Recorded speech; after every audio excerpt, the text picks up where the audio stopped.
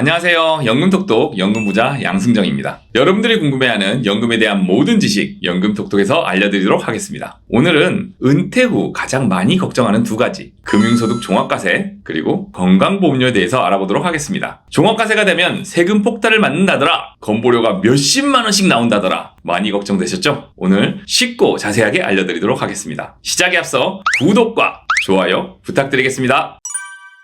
예를 들어 은퇴 후 연금, 근로소득 3천만 원을 받고 계신데 여기에 금융소득 3천만 원이 생겼다면 과연 이자소득세, 금융소득 종합과세와 건강보험료는 어떻게 될까요? 은퇴 후 이런 것들에 대해 은근히 고민을 많이 하고 계십니다. 이와 관련해요, 세금은 어떻게 산정이 되고 건보료는 어떻게 산정되는지, 그리고 절세 및 건보료 절감할 전략까지 한번 잘 알아보도록 하겠습니다. 먼저 금융소득의 기본부터 설명드리도록 하겠습니다. 금융소득에는 이자소득과 배당소득이 포함됩니다. 예를 들어 은행 예금에서 나오는 이자, 그리고 주식 배당금 등이 이에 속합니다. 이자소득은 기본적으로 분리과세라는 방식을 적용합니다. 즉 2천만 원 이하의 금융소득은 소득세율 15.4%로 과세가 됩니다. 이 경우 15.4%로 분리과세하고 다른 소득과 합산을 하지 않습니다. 그런데 금융소득이 2천만 원을 초과한다면 초과분은 종합과세에 포함되는데요. 여기서부터 상황이 본격적으로 복잡해지기 시작합니다. 이 상황에서는 3천만 원 중 2천만 원은 분리과세로 15.4%를 내고 나머지 1천만 원은 다른 소득과 합산해서 종합과세를 계산하게 됩니다. 이렇게 금융소득이 연간 2천만 원이 넘어가게 되면 그 유명한 부럽지만 되지 말아야 할 금융소득 종합과세 대상자가 됩니다. 이제 금융소득 종합과세를 더 자세히 알아보도록 하겠습니다. 종합소득세는 2배사 근영기, 이자, 배당, 사업, 근로, 연금, 기타 소득 등 모든 소득을 합산한 금액에 따라 세율이 적용됩니다. 세율은 최소 6%에서 최대 45%까지 올라갑니다.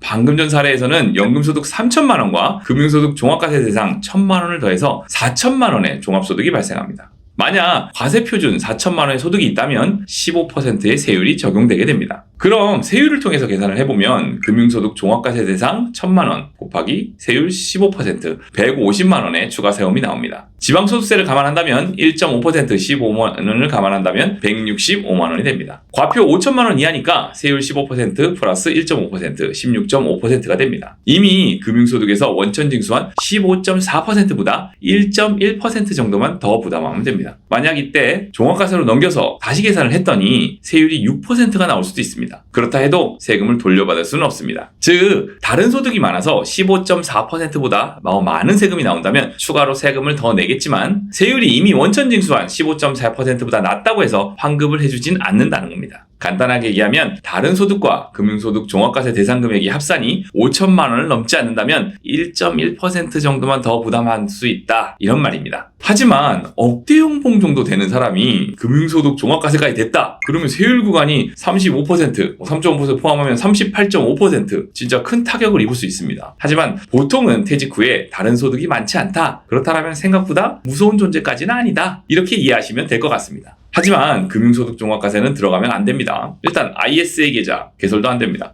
그리고 비과세 계좌도 개설 안 됩니다. 세무당국에서 내 계좌를 언제든지 들여다볼 수 있다는 이야기도 될 수 있습니다. 그런 의미에서 금융소득 종합과세는 웬만하면 피하는 것이 좋다, 이렇게 말씀드리겠습니다. 이제 건강보험료를 알아보겠습니다. 건강보험료에서 금융소득 기준은 따로 있습니다. 종합과세의 경우 2천만 원을 초과하면 초과분에 대해서 종합과세를 했다면 건보료 사정 시에는 금융소득은 1천만 원을 초과하면 부과합니다. 금융소득 1천만 원까지는 건보료를 부과하지 않습니다. 1천만 원에서 1만 원이 초과한 1,001만 원이 된다면 1만 원만 부과하는 것이 아니라 1,001만 원 전체가 건강보험료에 합산됩니다. 이 점이 중요합니다. 금융소득 종합과세와는 다른 점이기 때문에 잘 기억하십시오. 예를 들어 금융소득 3천만 원이 발생하면 종합과세로 넘어가는 건 2천만 원을 초과한 1천만 원만 과세하게 되겠습니다. 하지만 건보료에는 1천만 원 초과한 금액에만 부과하는 것이 아니라 3천만 원 전체에 부과하게 되는 것입니다. 그래서 1천만 원을 초과한다면 그 타격은 꽤 클 수 있습니다. 금융소득 3천만 원이 있다면 건보료가 대략 월 20만 원 정도 발생합니다. 건보료가 20만 원 정도면 시가 15억짜리 아파트와 맞먹는 금액입니다.